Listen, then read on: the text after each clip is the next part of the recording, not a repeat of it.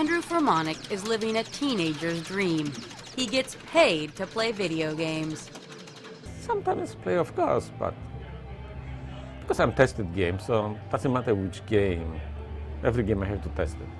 But don't hand him a Wii or a PlayStation. Fermonic is a repairman specializing in pinball machines and arcade games from the 70s and 80s.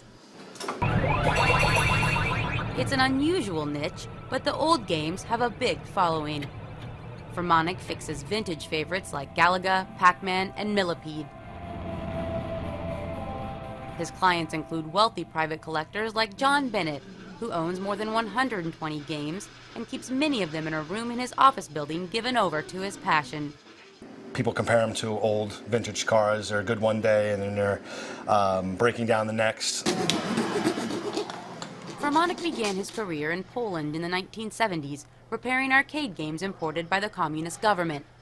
He's been doing this so long, he remembers how people reacted playing their very first video game. Wow, what's happening on the screen?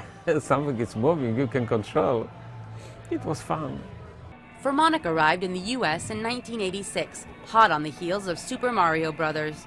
A quarter-century later, his specialty is still in demand.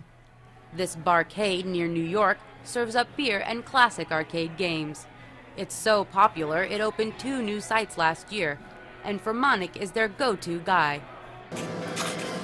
But even for the expert, it's hard to keep the aging technology alive. Parts can be hard to find and often must be shipped from China. It's getting harder to repair vintage games, but fixing one feels almost like winning. Absolutely excited. I'm happy I did something. Fermonic prefers games like Double Dragon and Galaga to today's modern versions, and it's a good thing too. Without him, it would be game over for these relics of an earlier digital age.